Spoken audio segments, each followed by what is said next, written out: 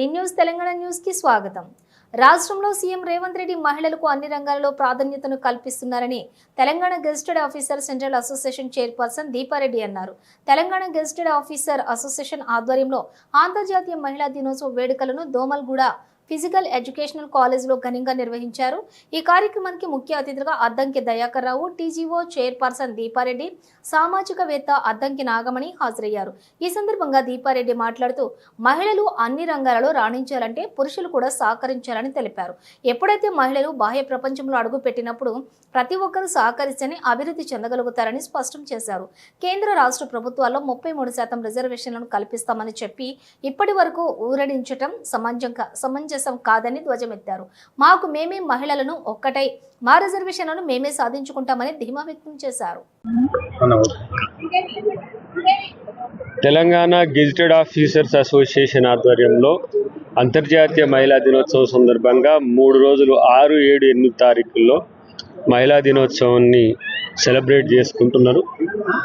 ఇది గత 10 సంవత్సరాల క్రితం ఈ కల్చర్ని మళ్ళీ రినోవేట్ చేయడమే కాకుండా అంతర్జాతీయ మహిళా దినోత్సవం యొక్క స్ఫూర్తిని అందరికీ తెలియజేస్తూ మహిళల యొక్క సామాజిక, ఆర్థిక, రాజకీయ చైతన్యాన్ని పెంచడంతో పాటు సాధికారిత విషయంలో ఉద్యోగులుగా వాళ్ళు ఏం చేయాలి, సమాజం పట్ల వాళ్ళ బాధ్యత ఏంటి, వాళ్ళ హక్కులు ఏందని ఈ 3 రోజులు వాళ్ళు పునరుచ్చరణ చేసుకున్నట్టుగా ఈ సమావేశాలు జరుగుతాయి. దానికి శ్రీనివాసరావు గారి నేతృత్వంలో జరుగుతున్న ఈ 3 రోజుల కార్యక్రమానికి ప్రభుత్వం కూడా సంపూర్ణ మద్దతుని ఇవ్వడమే కాకుండా మహిళా ఉద్యోగులకు ఉన్న సమస్యలే కాదు, మహిళల యొక్క సామాజిక బాధ్యతను కూడా ఏ విధంగా భవిష్యత్తులో సమాజానికి ఉపయోగపడే విధంగా చేయాలనే ఆలోచన ప్రభుత్వం చేస్తుంది. డెఫినెట్గా ప్రభుత్వం పథకాలను ప్రజల్లోకి తీసుకువెళ్ళడంతో పాటు మహిళా చైతన్యాన్ని మరింత పెంచే దిశగా కార్యాచరణ ఉండేందుకు వాళ్ళందరూ కూడా రేపు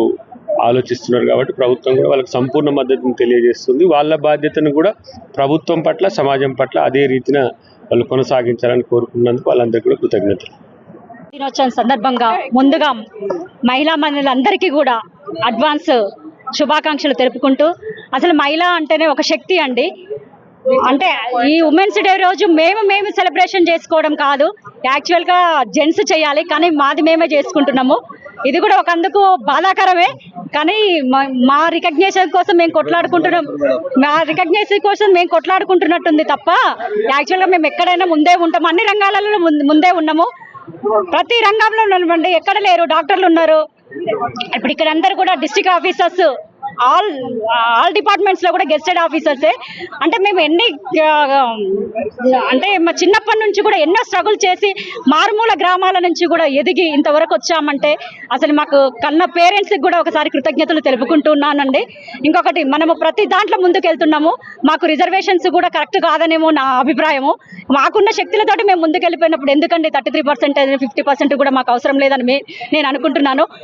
మేమే పేరెంట్స్, అంటే పిల్లలను పెంచేది మేమే కాబట్టి మేమే పిల్లల్ని తయారు చేస్తాం. అలా అబ్బాయి అయినా అమ్మాయి అయినా కూడా ప్రతి రంగంలో రాణించాలని, మన దేశానికి ఒక నేమ్ తేవాలని అనుకుంటున్నానండి. ఇంకొకటి, ఇక్కడ ఉన్న సీఎం గారు కూడా ఉమెన్కి వాళ్ళకే ప్రిఫరెన్స్ ఇస్తున్నారు.